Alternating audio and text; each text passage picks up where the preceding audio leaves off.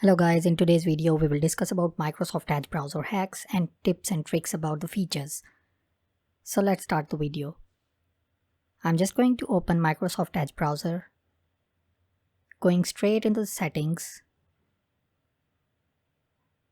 There you will see an option to update the Microsoft Edge browser. It is already up to date, so there is no need of that.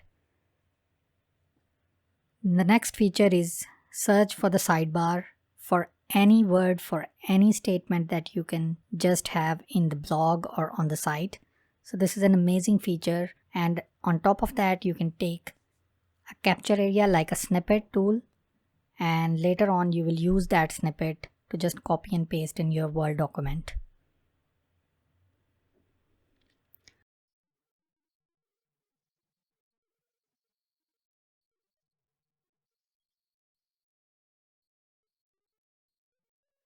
You have an option to draw and to just mark or highlight your keynotes from your snippet.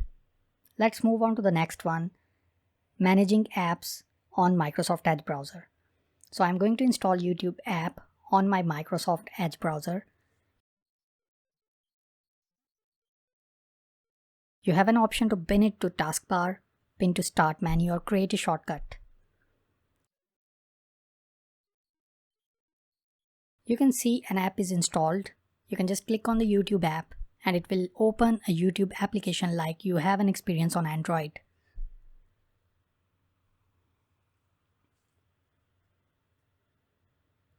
I'm just going again on the app, manage apps, and you have one application installed, that is YouTube. Just click on the more settings. You have an option create shortcut or uninstall the application. More options are there to just create a pin on your desktop or on the taskbar. Now the next option is to turn on the vertical tabs on your Microsoft Edge browser, which you can later on use or tweak for your blogs or articles.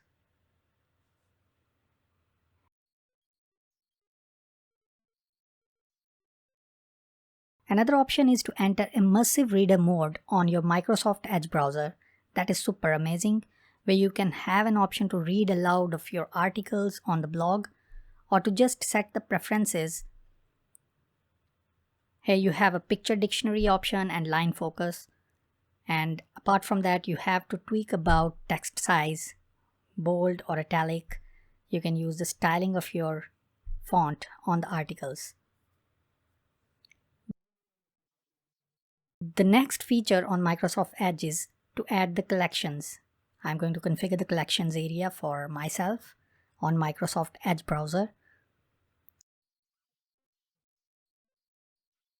I'm just going to add current page that I'm reading right now, creating a note on that, which I'm going to have a description for future considerations. And that's it. It's added already. Now I'm going to add a new collection, that is the main folder for my articles or blogs. So now I'm going to just drag and drop the articles which I already added in the Amazing Fact folder. So you can see it is added now. One item is added in the Amazing Fact folder, which is the collection folder. And I'm going to delete. Yes. So here we go. Another option on the Microsoft Edge is to add extensions. So I'm going to just click on the extensions on the Microsoft Edge to add on multiple applications, just like you did it on Microsoft Mozilla or Chrome Web Store. So this is the web store of Microsoft Edge, where you have all the applications available to just click and install and easy go. You have an option to allow extensions for other stores like Chrome Web Store, which you are all familiar with. So you can do that installation using Chrome Web Store on Microsoft Edge browser. This is super amazing. I'm just going to show the interface is exactly the same that you have experienced on Microsoft Edge, which is quite similar to Mozilla Firefox Web Store.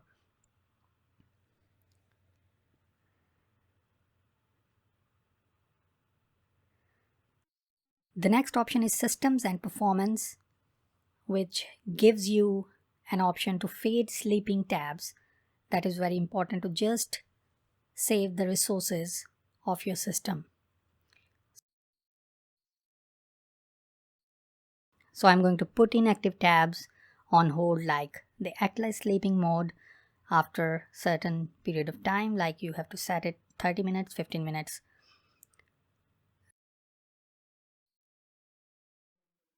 This is an option to set the appearance, whether you like it light, dark, or system default, which is equivalent to the dark mode.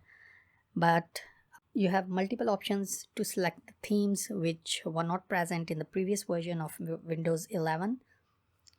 But now with an update of Windows 11, you have got it in the Microsoft Edge browser as well.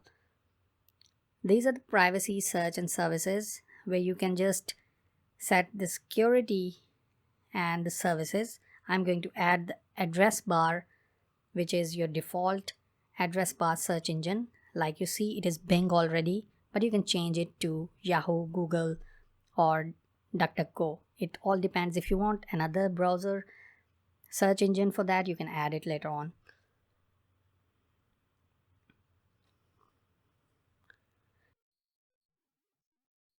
These are the tracking prevention settings. Just go in the setting, you will see in the privacy, search, and services area for your tracking preventions. It is basic, balanced, and strict.